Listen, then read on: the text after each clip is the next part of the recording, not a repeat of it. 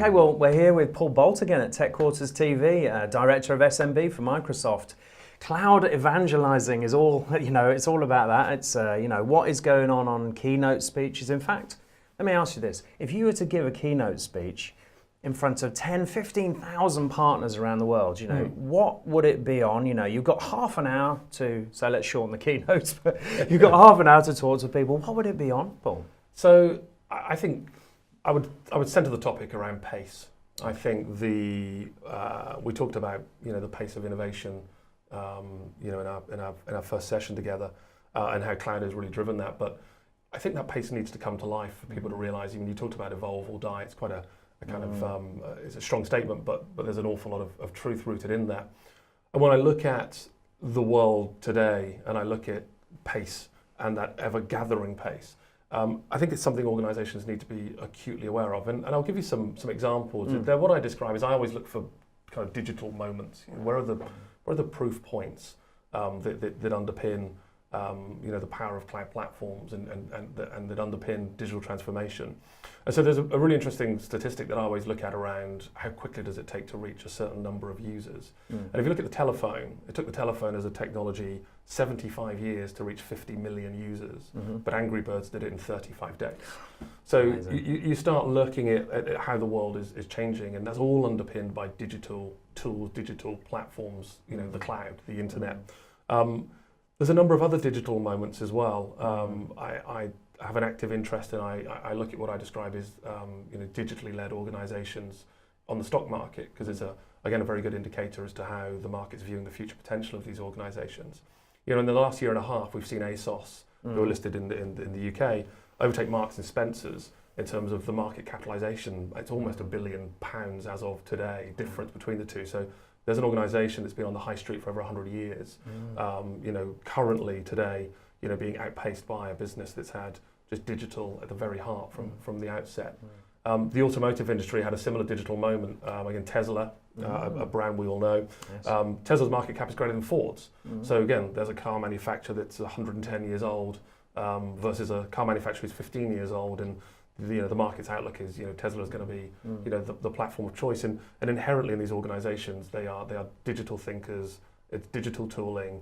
They are taking advantage, as I said before, about some of the platforms and technologies available, which are allowing their organizations to grow at this exponential rate versus organizations who have a legacy to deal with whilst transforming. So I think that piece is incredibly interesting. And I think the final piece for me around pace is there's an organisation whose work I read quite a lot called CB Insights, and they do research into the startup space, and they look at organizations growing, what they refer to as unicorns, so privately owned businesses that have $1 billion valuation. And again, if you look at the birth of these unicorns, in fact, they probably need to change the phrase unicorn, because if you go back 10 years, there was one being born every 18 months.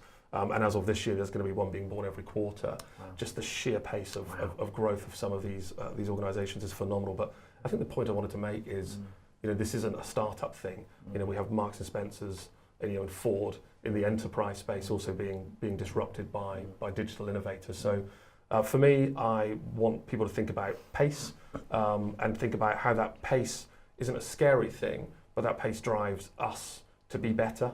That pace drives great competition, but also that pace drives choice in the market and disruption in the market, which has created quite a Darwinian world for businesses. So, pace is a real thing underpinned by real digital tools. And I would talk to, if I had a room full of people, I would give them examples and talk to them about, this is a real thing. These aren't buzzwords.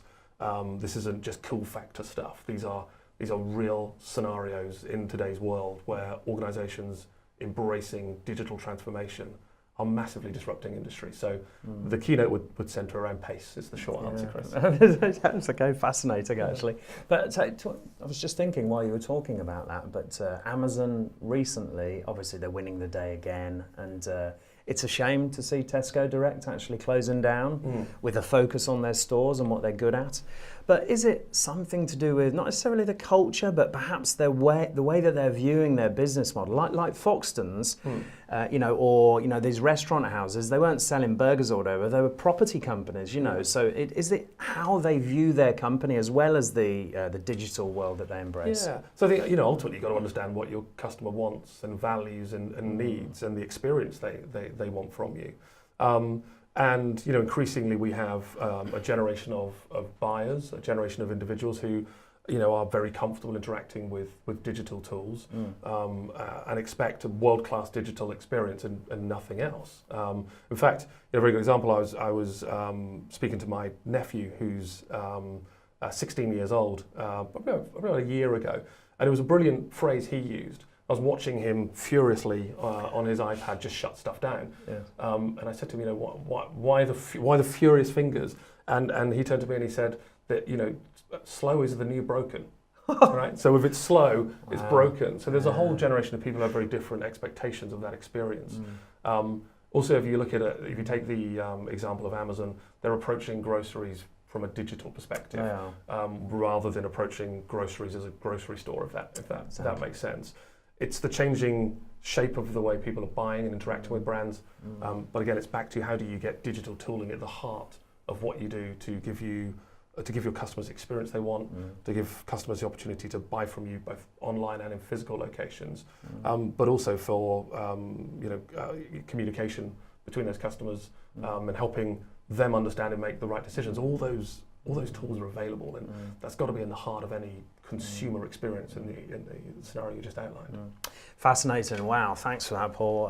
Really embracing the tech, the pace of change, and just making sure that they're digital. I'm glad you talked about that, and I hope you all enjoyed it. In the next episode, what we're going to talk to Paul about is his ideas for, if he had a certain amount of money, a pot of money, what type of business would he run now? What would he start up? See you then.